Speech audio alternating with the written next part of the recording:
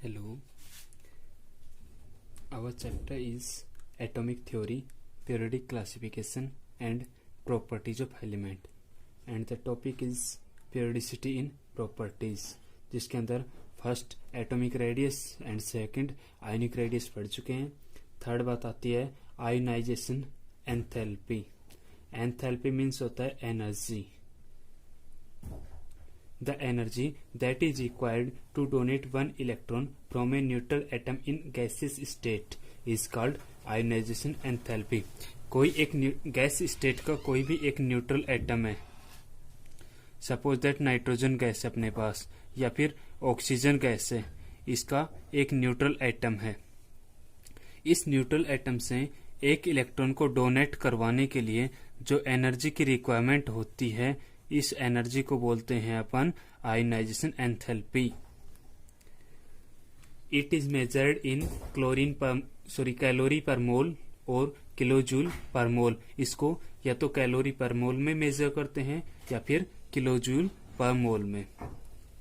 First ionization enthalpy is smaller than second ionisation enthalpy and second is smaller than third ionization enthalpy. ऐसा क्यों होगा, reason से पढ़ते हैं अपन। जैसे बात करते हैं एटम है अपने पास ऑक्सीजन, मीन्स 8 इलेक्ट्रॉन है एंड 8 ही प्रोटॉन है। तो 8 इलेक्ट्रॉन है, ये 8 प्रोटॉन है, ये 8 इलेक्ट्रॉन को बाइंड कर रहे हैं। फिर क्या होगा, फर्स्ट आयोनाइजेशन एंथैल्पी करेंगे तो इससे एक इलेक्ट्रॉन तो डोनेट हो जाएगा, बचे अपने पास 8 तो प्रोटॉन ही रहेंगे और इलेक्ट्रॉन हो जाएंगे अपने पास 7। तो जो 8 इलेक्ट्रॉन है ये 8 प्रोटॉन है, ये 7 इलेक्ट्रॉन को अट्रैक्ट करेंगे, मतलब अट्रैक्शन फोर्स बढ़ जाएगा। अट्रैक्शन फोर्स बढ़ जाएगा तो अब सेकंड इलेक्ट्रॉन निकालने के लिए अपने को ज्यादा एनर्जी देनी पड़ेगी, इसलिए सेकंड है ये फर्स्ट से ज्यादा होगी और जो थर्ड आयोनाइजेशन एंथैल्पी ये सेकंड से ज्यादा होती है। अब बात करते हैं पीरियोडिसिटी की। When we move left to right in a period then due to increasing the effective nuclear charge ionization enthalpy is increased. जब अपन कोई भी पीरियड है उसमें लेफ्ट से राइट साइड के अंदर जाएंगे तो effective nuclear charge ENC increase होता है। क्यों इंक्रीज हो रहा है, क्योंकि उसमें जो एटॉमिक नंबर है वो कंटिन्यूअसली इंक्रीज होता है। तो ENC इंक्रीज होने के रीजन से जो आयोनाइजेशन एंथैल्पी है वो इंक्रीज होती है। Next, when we move up to down in a group, जब ग्रुप के अंदर अप से डाउन साइड में आते हैं, then due to decrease the ENC, जब ग्रुप में अप से डाउन आ रहे हैं तो जो इफेक्टिव न्यूक्लियर चार्ज है इसके डिक्रीज होने के कारण से ionization enthalpy is also decreases. Ionization जो एंथैल्पी वो भी डिक्रीज हो रही है। अब होती क्या आयोनाइजेशन एंथैल्पी, जो न्यूट्रल एटम है इसको अपन जो पॉजिटिव आयन बन रहा है, इलेक्ट्रॉन निकल रहा है और पॉजिटिव आयन बन रहा है, इसको जो एनर्जी देते हैं वो होती है आयोनाइजेशन एंथैल्पी। मीन्स क्या हो गया कि आयोनाइजेशन एंथैल्पी है ये डायरेक्टली प्रोपोर्शनल होती है इफेक्टिव न्यूक्लियर चार्ज, मतलब इनवर्सली प्रोपोर्शनल होती है एटॉमिक साइज के। अब नंबर 4th प्रॉपर्टी की बात करते हैं, इलेक्ट्रॉन गेन एंथैल्पी। इसका सेकंड नेम होता है इलेक्ट्रॉन एफिनिटी, इलेक्ट्रॉन बंधुता। When a neutral atom accepts electron and makes negative ion, then some energy is released। जब कोई भी न्यूट्रल एटम है ये इलेक्ट्रॉन को एक्सेप्ट करता है तो नेगेटिव आयन बनाएगा, तो नेगेटिव आयन बनता है तो कुछ एनर्जी है वो रिलीज होती है। This energy is called as electron gain enthalpy. और इस जो ये रिलीज हो रही एनर्जी है इसको कहते हैं इलेक्ट्रॉन गेन एंथैल्पी। मतलब ये है जो आयोनाइजेशन एंथैल्पी है ये तो पॉजिटिव आयन में बन रही है और जो इलेक्ट्रॉन गेन एंथैल्पी है ये नेगेटिव आयन में बन रही है। अब बात करते हैं पीरियोडिसिटी की।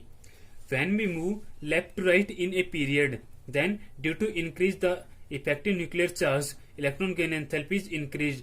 जब पीरियड के अंदर लेफ्ट से राइट साइड में जा रहे हैं तो इफेक्टिव न्यूक्लियर चार्ज ENC बढ़ने के कारण से इलेक्ट्रॉन गेन एंथैल्पी ये भी बढ़ रही है। It means it is also directly proportional to the effective nuclear charge.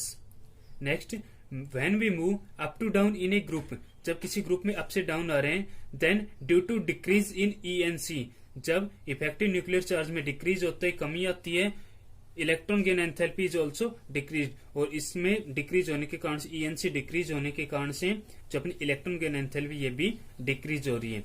कोई भी न्यूट्रल एटम है, ये जब इलेक्ट्रॉन को एक्सेप्ट कर रहा है तो नेगेटिव आयन बना रहा है, और जो एनर्जी रिलीज होती है उसको कहते हैं इलेक्ट्रॉन गेन एंथैल्पी। अब जो ENC इफेक्टिव न्यूक्लियर चार्ज है, ये आयोनाइजेशन एंथैल्पी के प्रोपोर्शनल होता है और इलेक्ट्रॉन गेन एंथैल्पी के भी प्रोपोर्शनल होता है। और आगे बात करें तो अगर एटॉमिक साइज की बात करें तो एटॉमिक साइज के इनवर्सली प्रोपोर्शनल होता है। Hello, our chapter is atomic theory, periodic classification and properties of element, and the topic is periodicity in properties, जिसके अंदर first atomic radius and second ionic radius पढ़ चुके हैं। थर्ड बात आती है आयोनाइजेशन एंथैल्पी। एंथैल्पी मीन्स होता है energy, the energy that is required to donate one electron from a neutral atom in gaseous state is called ionization enthalpy. कोई एक गैस स्टेट का कोई भी एक न्यूट्रल एटम है, सपोज दैट नाइट्रोजन गैस है अपने पास या फिर ऑक्सीजन गैस है, इसका एक न्यूट्रल एटम है। इस न्यूट्रल एटम से एक इलेक्ट्रॉन को डोनेट करवाने के लिए जो एनर्जी की रिक्वायरमेंट होती है, इस एनर्जी को बोलते हैं अपन ionization enthalpy. It is measured in calorie per mole और किलोजूल पर मोल। इसको या तो कैलोरी पर मोल में मेजर करते हैं या फिर किलोजूल पर मोल में। First ionization enthalpy is smaller than second ionisation enthalpy and second is smaller than third ionization enthalpy. ऐसा क्यों होगा, रीजन से पढ़ते हैं अपन। जैसे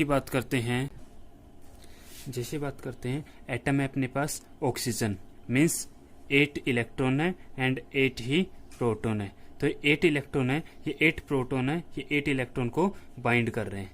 फिर क्या होगा, फर्स्ट आयोनाइजेशन एंथैल्पी करेंगे तो इससे एक इलेक्ट्रॉन तो डोनेट हो जाएगा, बचे अपने पास 8 तो प्रोटॉन ही रहेंगे और इलेक्ट्रॉन हो जाएंगे अपने पास 7। तो जो 8 इलेक्ट्रॉन है ये 8 प्रोटॉन है, ये 7 इलेक्ट्रॉन को अट्रैक्ट करेंगे, मतलब अट्रैक्शन फोर्स बढ़ जाएगा। अट्रैक्शन फोर्स बढ़ जाएगा तो अब सेकंड इलेक्ट्रॉन निकालने के लिए अपने को ज्यादा एनर्जी देनी पड़ेगी, इसलिए सेकंड है ये फर्स्ट से ज्यादा होगी, और जो थर्ड आयोनाइजेशन एंथैल्पी ये सेकंड से ज्यादा होती है। अब बात करते हैं पीरियोडिसिटी की। When we move left to right in a period, then due to increasing the effective nuclear charge ionization enthalpy is increased. जब अपन कोई भी पीरियड है उसमें लेफ्ट से राइट साइड के अंदर जाएंगे तो effective nuclear charge ENC increase होता है। क्यों इंक्रीज हो रहा है, क्योंकि उसमें जो एटॉमिक नंबर है वो कंटिन्यूअसली इंक्रीज होता है। तो ENC इंक्रीज होने के रीजन से जो आयोनाइजेशन एंथैल्पी है वो इंक्रीज होती है।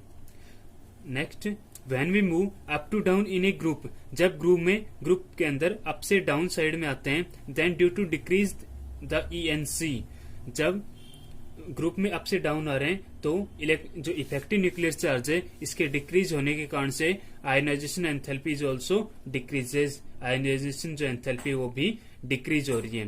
अब होती क्या आयोनाइजेशन एंथैल्पी, जो न्यूट्रल एटम है इसको अपन जो पॉजिटिव आयन बन रहा है, इलेक्ट्रॉन निकल रहा है और पॉजिटिव आयन बन रहा है, इसको जो एनर्जी देते हैं वो होती है आयोनाइजेशन एंथैल्पी। मीन्स क्या हो गया कि आयोनाइजेशन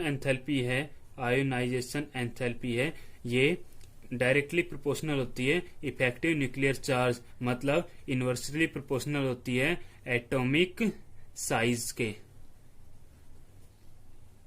अब नंबर 4th प्रॉपर्टी की बात करते हैं, इलेक्ट्रॉन गेन एंथैल्पी। इसका सेकंड नेम होता है इलेक्ट्रॉन एफिनिटी, इलेक्ट्रॉन बंधुता। When a neutral atom accepts electron and makes negative ion, then some energy is released. जब कोई भी न्यूट्रल एटम है ये इलेक्ट्रॉन को एक्सेप्ट करता है तो नेगेटिव आयन बनाएगा, तो नेगेटिव आयन बनता है तो कुछ एनर्जी है वो रिलीज होती है। This energy is called as electron gain enthalpy. और इस जो ये रिलीज हो रही एनर्जी है इसको कहते हैं इलेक्ट्रॉन गेन एंथैल्पी। मतलब ये है जो आयोनाइजेशन एंथैल्पी है ये तो पॉजिटिव आयन में बन रही है और जो इलेक्ट्रॉन गेन एंथैल्पी है ये नेगेटिव आयन में बन रही है। अब बात करते हैं पीरियोडिसिटी की। When we move left to right in a period, then due to increase the effective nuclear charge electron gain enthalpy is increase. जब पीरियड के अंदर लेफ्ट से राइट साइड में जा रहे हैं तो इफेक्टिव न्यूक्लियर चार्ज ईएनसी बढ़ने के कारण से इलेक्ट्रॉन गेन एंथैल्पी ये भी बढ़ रही है। It means it is also directly proportional to the effective nuclear charge. Next, when we move up to down in a group, जब किसी ग्रुप में अप से डाउन आ रहे हैं, then due to decrease in ENC, जब effective nuclear charge में decrease होता है, कमी आती है, electron gain enthalpy is also decrease, और इसमें डिक्रीज होने के कारण से ईएनसी डिक्रीज होने के कारण से जो अपनी इलेक्ट्रॉन गेन एंथैल्पी ये भी डिक्रीज हो रही है।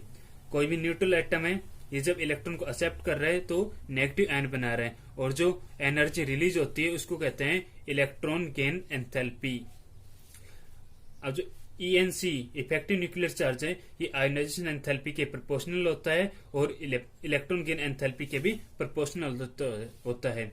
और आगे बात करें तो अगर एटॉमिक साइज की बात करें तो एटॉमिक साइज के इनवर्सली प्रोपोर्शनल होता है।